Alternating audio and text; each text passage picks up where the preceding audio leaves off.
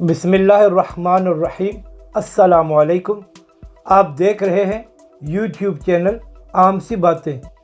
और इस वीडियो में हम बात करेंगे कि आज़ाद कश्मीर में तहरीक इंसाफ के अंदर दो ग्रुप क्यों बने हुए हैं और कौन से दो नाम वज़ीर आज़म के लिए आगे आ रहे हैं, और क्या उन दोनों की सीटें महफूज हैं या मुकाबला सख्त होगा। इसके अलावा आपको ये भी बताएंगे कि तमाम तज्ज़ियाकार क्या बता रहे हैं कि तहरीक इंसाफ कितनी सीटें आम इंतखाबात में जीत सकती है। वीडियो शुरू करने से पहले अगर आपने अभी तक हमारे चैनल को सब्सक्राइब नहीं किया तो सब्सक्राइब कर लें, और अगर आपको हमारी ये वीडियो अच्छी लगे तो इसे लाइक और शेयर ज़रूर करें, और आखिर में अपनी राय का भी इजहार करें। आज़ाद कश्मीर के इलेक्शन में अब सिर्फ एक दिन बाकी रह गया है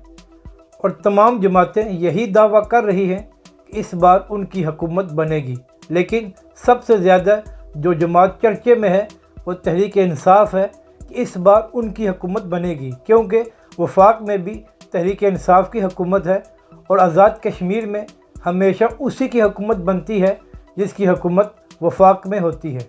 लेकिन इस वक्त मसला ये चल रहा है कि तहरीक इंसाफ में भी दो ग्रुप हैं और दोनों का एक एक अपना नुमाइंदा है वज़ीर आज़म का, और उन दोनों के नाम हैं, एक तो बैरिस्टर साहब हैं और दूसरे सरदार तनवीर इलियास साहब। और अगर आप सोशल मीडिया पर जाएं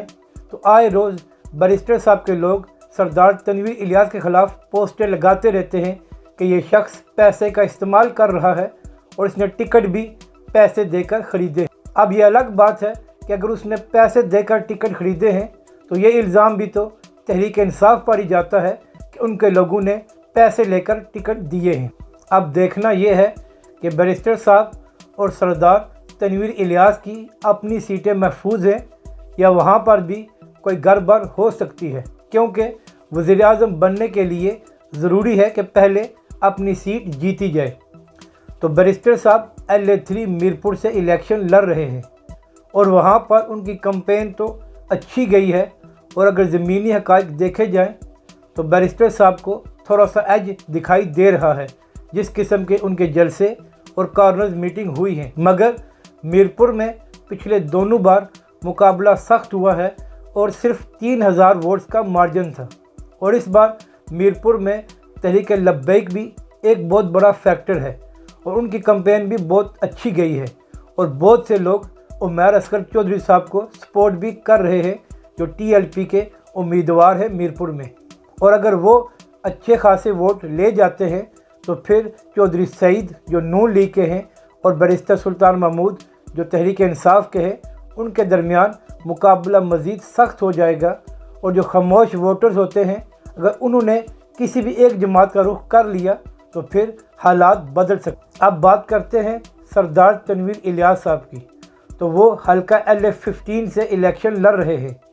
और उनका मुकाबला नून लीग के हैवी वेट मुश्ताक मिनहाज साहब से है, और वहाँ से मुस्लिम कॉन्फ्रेंस के राजा यासीन साहब भी इलेक्शन लड़ रहे हैं।